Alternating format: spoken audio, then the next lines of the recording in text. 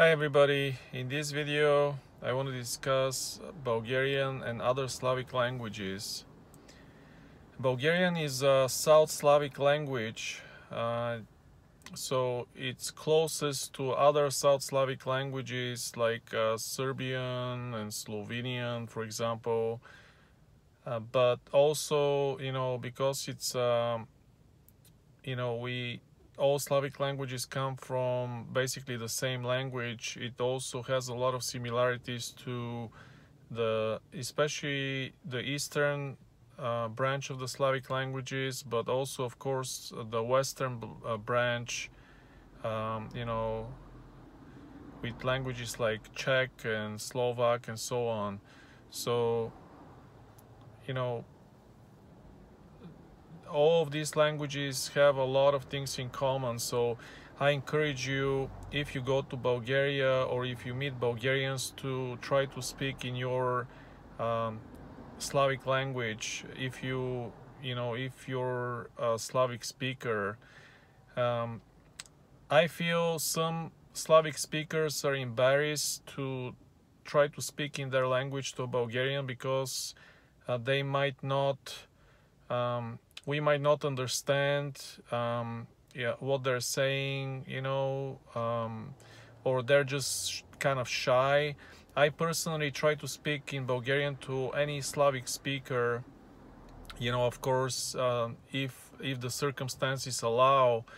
But you'd be surprised, a lot of things are very similar, if not the same, and sometimes it's a matter of pronunciation or some kind of a rule that makes the languages different, but essentially they're the same. For example, in Slavic languages, in some Slavic languages, the R sound shifts. So, for example, in Russian, to say city, you say garod, but in Bulgarian is grad. Maybe this is not a good example because in Russia they have cities that end in grad also, but I think the main word is in Russian is gorod. So this is just one example. The R is in a different place, but essentially the word is the same. And I think in Ukrainian they say, or even in Russian, I think they say instead of g, they say h. So there's this kind of rule that affects the entire language. So my point is, there are certain rules and certain, kind of developments in the language that affect the entire language. So if you're aware of these things, understanding the other language is a lot easier. Of course, this cannot, knowing all of this cannot entirely solve the issue of understanding the other speaker, but this is just one example and it can certainly help. So if you have any questions about Bulgarian and other Slavic languages, please let me know. Essentially, the base, the foundation of all these languages is the same, but historically, because of historic reasons and development, they kind of have, they started to differ a little bit, and I'm not entirely sure how close Slavic languages are compared to other branches of the Indo-European languages.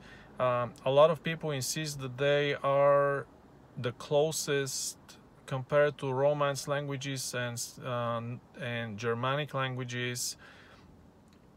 I can agree to a certain extent, but my impression is of other branches of Indo-European languages that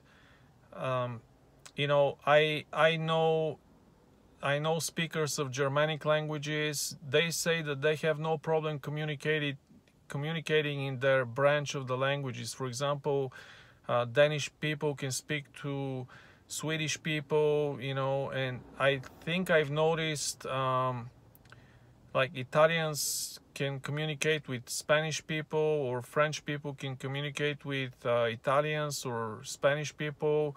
So my impression is within each branch, people can communicate to each other without in their own native language. So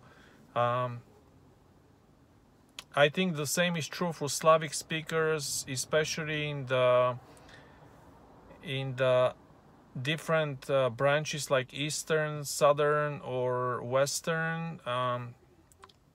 That's less true across those branches, but in general, you know, a lot of things are the same or very similar. So my impression is it's much easier to pick up the other Slavic language if you're already a speaker of another Slavic language. All right, that's all I had for now. Please don't forget to subscribe, and I'll see you in the next video. Thank you. Благодаря. Ciao.